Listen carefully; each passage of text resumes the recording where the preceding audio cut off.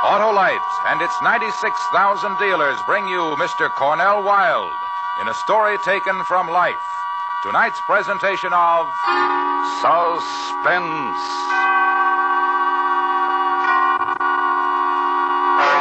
Tonight, Autolite presents The Flame, the terrifying study of a pyromaniac, starring Mr. Cornell Wilde.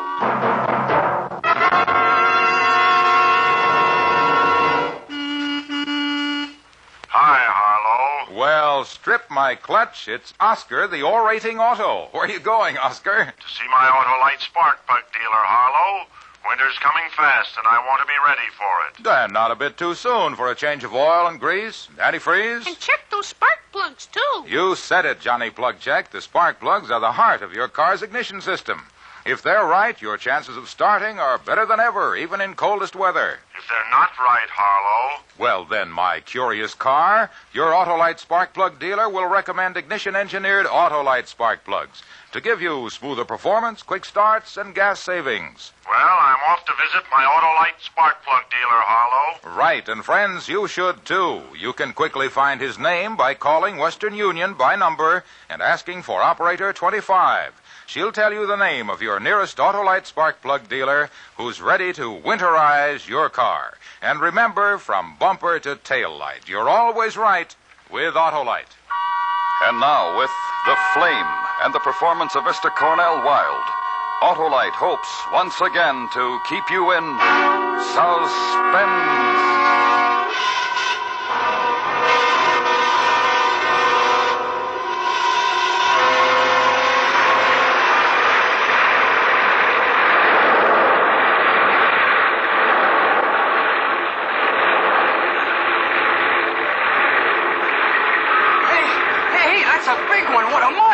Still a lot of people left in the building. Started on the ground floor, huh? I guess so. I don't know. I just got here.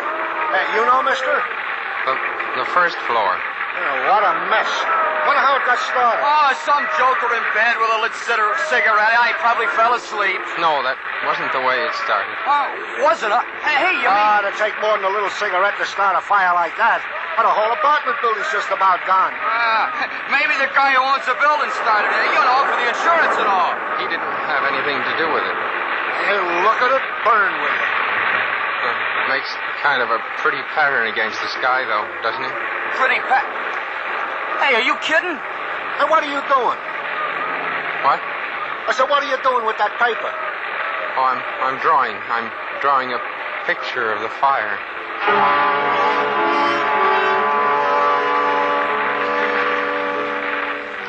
The big, heavy man in the turtleneck sweater got flushed in the face. Red, just like the fire across the street. It was burning big now, and it went climbing high, way up so high it was going to touch off the sky, too. And just when it reached its peak, they put it out. Then there were big, black, ugly clouds of smoke. But I had the picture I'd drawn of the fire, just a pencil sketch. I'd colored when I got home, just the way I remembered it, with reds, oranges, and pinks. So I go home. But when I get there, my sister Mary Lee is still up. She's in her robe. She should be in bed. She has to get up and go to work early in the morning. Why is she up at this hour? Andy? Yes, Mary Lee? Where have you been all night? I had supper ready. You promised me you'd be home. What happened? Andy, just don't stand there. I asked you what happened. Nothing happened. I just went for a walk. What are you so upset about? Nothing. Just leave me alone, Mary Lee. Do you have to nag at me all the time? I'm not nagging you, Andy. I'm just worried, and I get nervous when I worry, that's all. Forget it. I'm home, and I'm all right, so don't worry yourself anymore, okay? Okay, Andy. Wait a minute. I wanted to ask you for a big favor. Well, can't you ask me tomorrow morning, Mary Lee? I'm awful tired. You know Mr. Boyajian, the dry goods store man, Andy? Well, sure I know. I'm one of my favorite people. What about him? This morning they took his wife to the hospital. Oh, to the hospital? What for?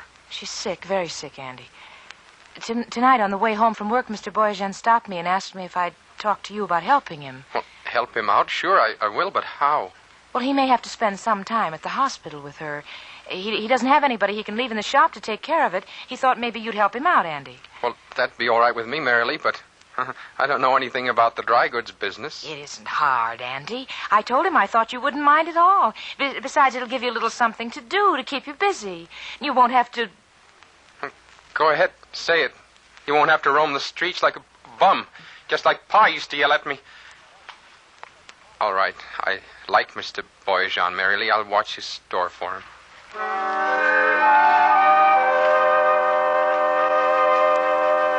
Mr. Boyajan was a man who looked like Santa Claus.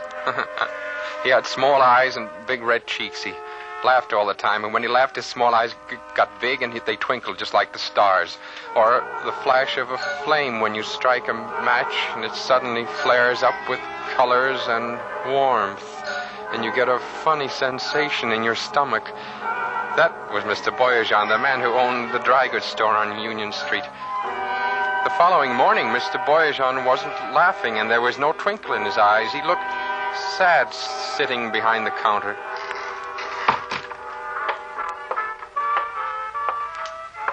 Mr. Boyajan? Oh, Andy, it's you. Hello. Excuse me, Andy. My mind, it's not on what's happening. It's on this music. I'm far away when I listen. The music? Yes. It's the kind of music that the missus and I used to dance to when we was like your age. It's a folks dance, Andy, from the old country. It's pretty. I like it. Mr. Boyajan, about your wife, I'm sorry she's sick. You're sorry? Everybody is sorry, Andy. The whole neighborhood. Everybody tells me how sorry they are. But me, I'm sorry most of all. Is it very serious? Yes, very. Well, don't worry. They'll take good care of her at the hospital, I know. Oh, I'm sure they will. She'll have the best there is to offer. Well, she would if I could afford it. Afford it? Yes, you see, this sickness needs a special kind of doctor. This special doctor costs extra money. Oh. And it's the kind of money that I, as proprietor of this small dry goods store, do not have. I wish there was something I could do. Oh, you're a good boy with a good heart, Andy. I wish I could have had a son like you. Oh, well, thank you, Mr. Boyajan. Gee, thanks. I don't make the money I used to make. I can't work as hard. Sometimes I think I would be better off if this place should burn down and I should get the insurance money. Insurance money? Yeah, from the fire insurance company. I never thought of that. You never thought of what, Andy? What I meant was that I never thought of things like fire insurance. Of course. To do a thing like this, to even wish it is against the law. Fire insurance is for the protection. Of course. Well, Andy, if you have come to stay, I will go to the hospital. Well, go right ahead, Mr. Boyajan. I'll take care of everything. You just leave everything to me.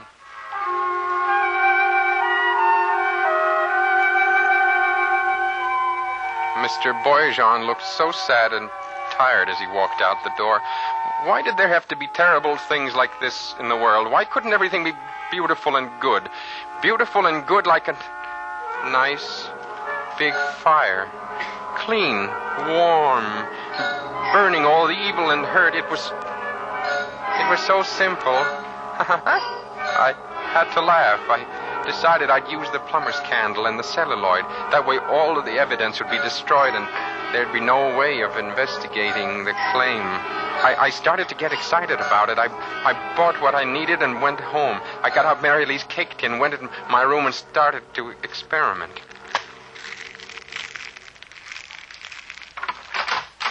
Andy, I wonder if you'd run down to... What are you doing? What? What are you doing? Trying to start a fire? Well, nothing, Mary Lee. Nothing at all. Just a little gag. Gag?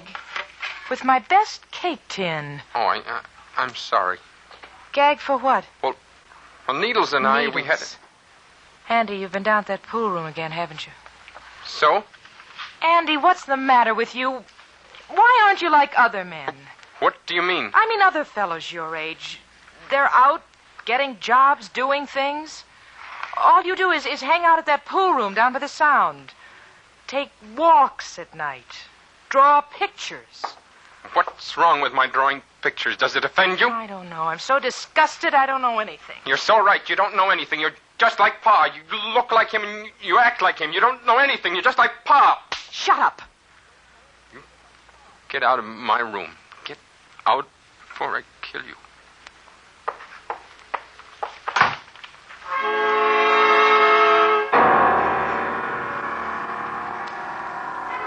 I took a long walk. I thought about leaving Mary Lee, going away, but I remembered that I had no place to go. I found myself down by the shipping piers. I noticed a small barge loaded with crates of some kind, wooden crates. It looked beautiful. The red flames licking against blue sky and blue waters. I felt better now. I started for home. I began to make plans for Mr. Boyajan's store. I had the equipment, but I needed his key. I had to get his key without him suspecting a thing. It wouldn't be good for Mr. Boyajan to know what I was going to do. He might try to stop me. I was sure he didn't like fires as much as I did. The next afternoon in the store, just before I was ready to leave, I asked him about the key. Key, Andy? Yes, Mr. Boyajan. But a key what for, Andy? Well, I thought that maybe tomorrow morning you'd like to go over to the hospital earlier. I could open up the store for you. Oh, Andy, already you have done so much for me. It's nice. No trouble at all. Believe me, Mr. Boyajan, no trouble at all. I'd be happy to do it. You know, to tell the truth, I would like to get over a little earlier. I certainly would. Well, Andy, like I said before, you are such a good boy. There never was such a good boy with a big heart. Huh. Well, you're the only person who's ever said that to me, Mr. Boyajan. This I know is a joke you tell on me. Here. I will give you Mrs. Boyajan's key. Now, how is that? Oh, fine, and don't you worry about a thing. I'll sell out tomorrow. I'll make you lots of money.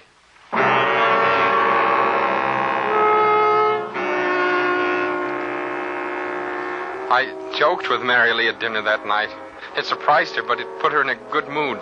The nice part about the plumber's candle was that I could measure it to burn at any time. An hour would be plenty of time. About 9:30, I told Mary Lee I was going down to the corner drugstore for a few minutes. And down on Union, I waited until the block was almost deserted. Then I let myself into the dry goods store.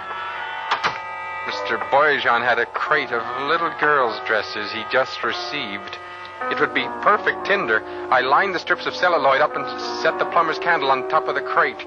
Then I struck a match and lit the candle. I watched the flame burn for just a moment. Then I went back up to the apartment and waited.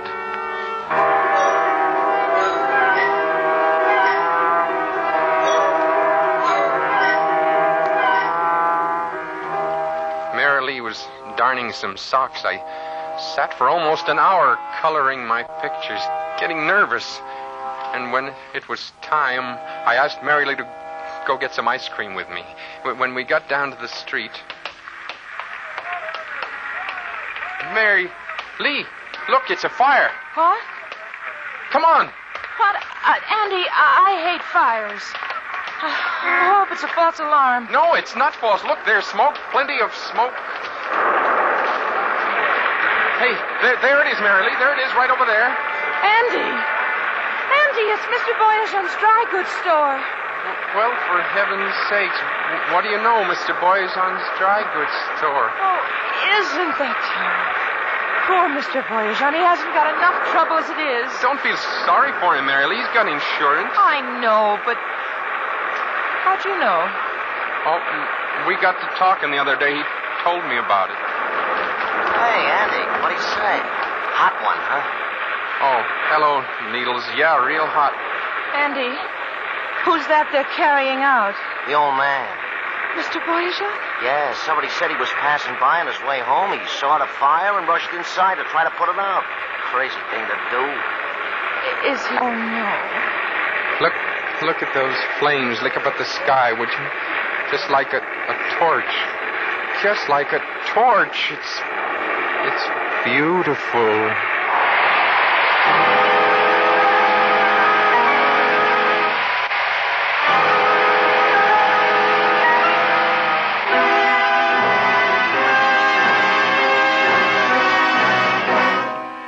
Autolite is bringing you Mr. Cornell Wilde in The Flame, tonight's production in radio's outstanding theater of thrills, Suspense. Say,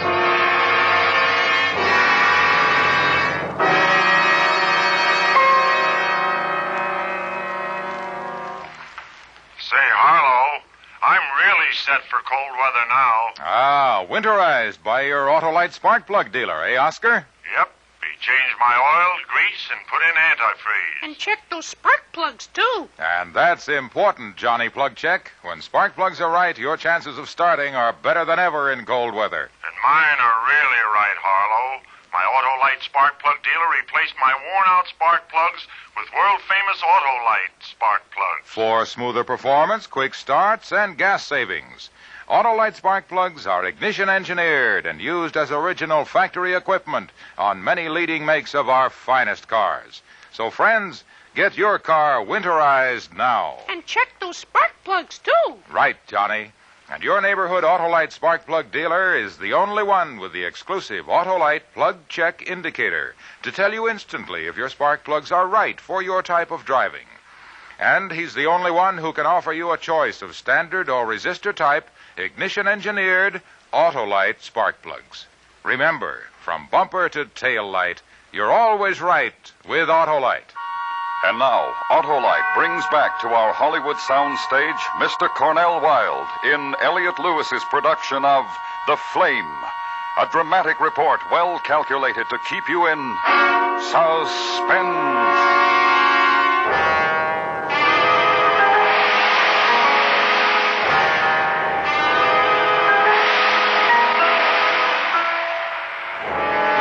Everybody in our neighborhood felt sorry about poor Mr. Boyajian. I wish he hadn't tried to put out the fire. I didn't go to the hospital with Mary Lee to see his wife, but I did go to Mr. Boyajian's funeral a couple of days later.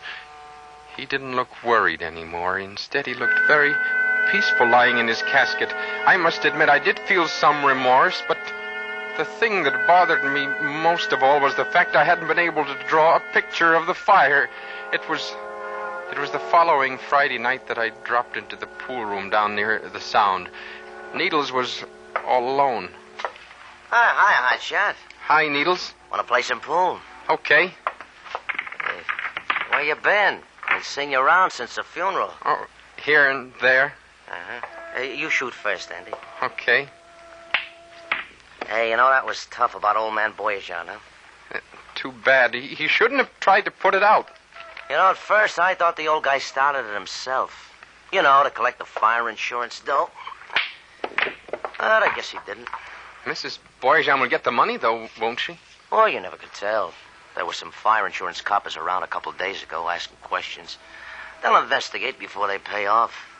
Hey, just shot. Huh? Oh, yeah. Yeah, they talked to a lot of people in the neighborhood. Did they talk to you, Andy? You were working for him, weren't you? Helping him out so he could go to the hospital. They'll probably find out if it was a cooked-up thing or not. What do you mean, cooked-up thing? Well, you still can't toss out the idea that maybe Boyajian himself started the fire. He didn't. How do you know? He got burned, didn't he? Maybe he got caught or trapped, couldn't get out. Hey, your shot, Andy. That's ridiculous. He couldn't have started it. How do you know? He couldn't have. He just couldn't have. Why? Because he... Yeah, Andy? Because? Nothing. Shoot, Needles. Because you started it?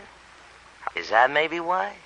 I said shoot, Needles. What did you want to do, Andy? Help the old guy out? I said shoot. Well, that was right decent of you, Andy. And a mighty fine job, too. How much were you in for? I wasn't in for anything. Shoot. Sure, just for kicks, huh? Listen, Needles, don't get me mad. Hey, put down that cue. I was only kidding. You start fires just for kicks, huh, Andy? That's a laugh. Sure, Andy, don't get sore. I was only kidding.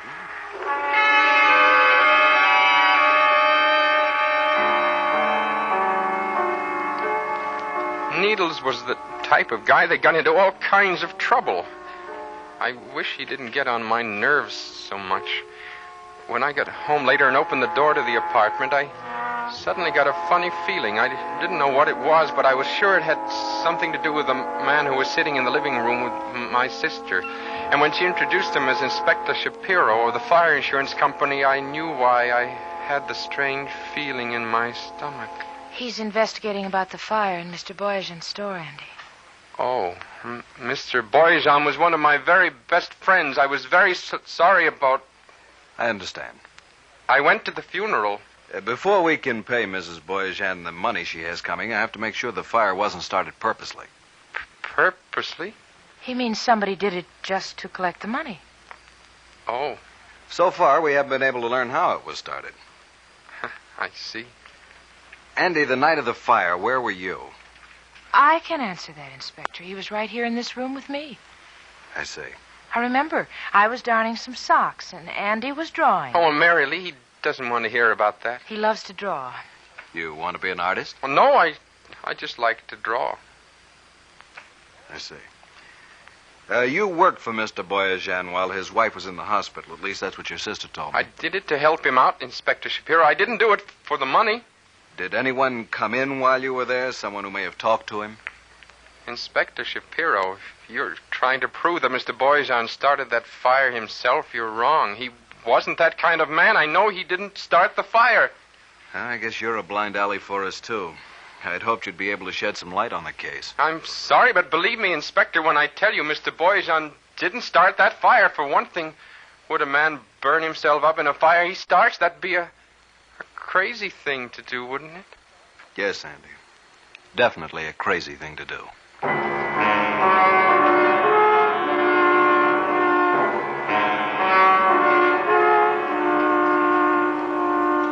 Inspector Shapiro was not a stupid man. I could see that. I was going to have to be a little more careful for a little while anyway, until the investigation was over. I hoped that nothing would go wrong, that Mrs. Boyajian would get the money. About 2 weeks later, I saw Needles was standing in front of the pool room down near the Sound. He called me over, said he had something very important to talk to me about. We went in the back room of the pool room. He closed the door and... Cigarette, Andy? You know I don't smoke, Needles. Of course not, pal. Of course not. Well, Hotshot, how's firebugging these days, huh? Is that supposed to be a cute remark, Needles? What's the matter? Can't you take a little kid? Not that kind. What's the idea of striking the matches? Huh? Oh, it's just a nervous habit, I guess. Yeah, it's a nervous habit. Pretty flame, huh, Andy? Say what you have to say. I was thinking about poor Mrs. Boyajian, Andy. What if they hold up the claim, huh? Poor Mrs. Boyajian. Stop speaking in riddles. I got a friend, Andy. He owns a small warehouse a couple of blocks from here. He don't make much money with his small warehouse, and he'd like to get rid of it. One night his place burns down, just like that. He's very, very sad. But then he gets happy because he collects quite a bit of fire insurance. Fire insurance? Yeah, fire insurance. My friend would pay good money if his warehouse burned down. Good money. He would? You could help out poor Mrs. Boyajian, Andy. I don't know. And just think of the fun you'll have. A flame, and you'll make it. I'll make it. That's right, Andy.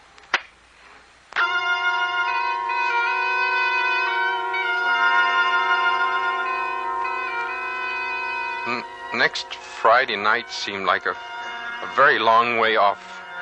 A couple of times I wanted to go for walks, but then I kept thinking about the big one I was going to make on Friday night, and I decided not to go for any walks. I got some money from Needles and bought all the stuff I needed, the celluloid and the plumber's candles. I met Needles' friend on Thursday. He took me on a tour of the warehouse. It was a 3-story building. When I finished going through it, I decided it would be best to start 2 fires on the 3rd floor and 1 on the 1st. When I got home, I let myself in, but I didn't close the door because I heard voices coming from my room. It was Mary Lee in a voice that gave me a funny feeling. You never bothered to look at this scrapbook? Why? He draws pictures. Your brother's a very dangerous man. I never suspected anything. I never bothered to look at the pictures he's drawn. He'll have to be turned over to the authorities. They'll give him proper medical treatment. He's a dangerous man with a dangerous sickness. I got to go, Needles.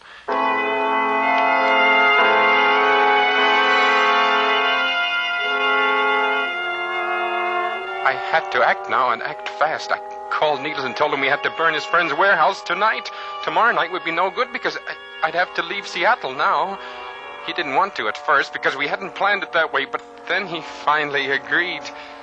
He met me in front of the warehouse a little before 9. I set 2 fires up on the 3rd floor, and then we went down to the 1st, and I started another one. Come on. No, wait. Let's watch it for a while. Are you crazy? This place is gonna go up like a tinderbox. We're liable to get caught. I said I want to watch it for a while. I'm going to draw a picture. Oh, you're loony as a nut. Come on, Andy. Let's get out of here. Well, you go ahead, Needles. I'll be along in a little while. Come on, Andy. Come on. Don't be crazy. I'm glad I brought my pencil and pad with me. I think this is going to be a beautiful one.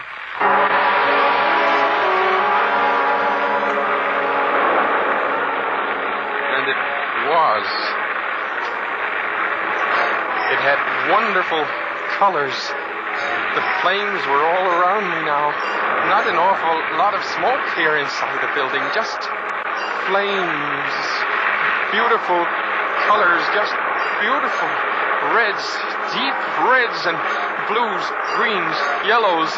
I had a feeling this was going to be my best picture. The most beautiful flames I'd ever seen. Thrilling. And the picture now just one big flame.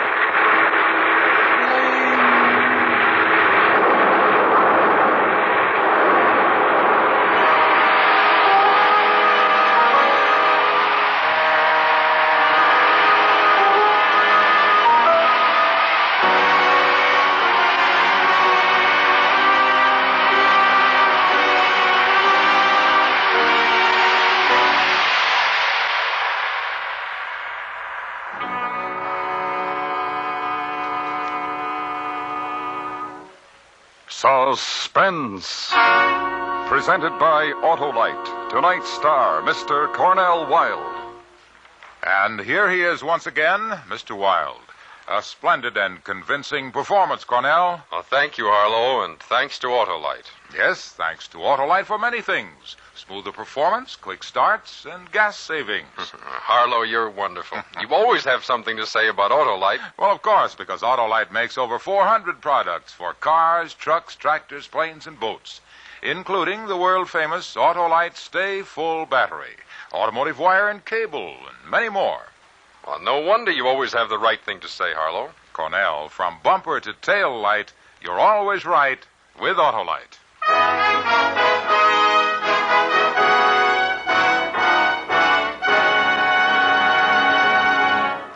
Next week on Suspense, our star will be Mr. Ray Milland in another story based on actual events concerning a British gunboat trapped by communist fire 100 miles from help. A dramatic report we call The Log of the Marne. In weeks to come, we shall also present Mr. Richard Woodmark and Mr. John Lund, all on Suspense. Suspense is produced and directed by Elliot Lewis, with music composed by Lucian Morowick and conducted by Lud Gluskin. The Flame was written for Suspense by Richard George Pedicini. In tonight's story, Kathy Lewis was heard as Mary Lee, Sidney Miller as Needles, and Joseph Kearns as Boyajan. Featured in the cast were Harry Bartell, Bert Holland, and Charles Calvert. Cornell Wilde will soon be seen starring in the Cecil B. DeMille production, The Greatest Show on Earth. And remember, next week on Suspense, Mr. Ray Milland in another story based on actual events. A dramatic report we call The Log of the Marne. For the location of your nearest Autolite battery or spark plug dealer, or your nearest authorized Autolite service station, phone Western Union by number and ask for Operator 25. Switch to Autolite. Good night. This is the CBS Radio Network.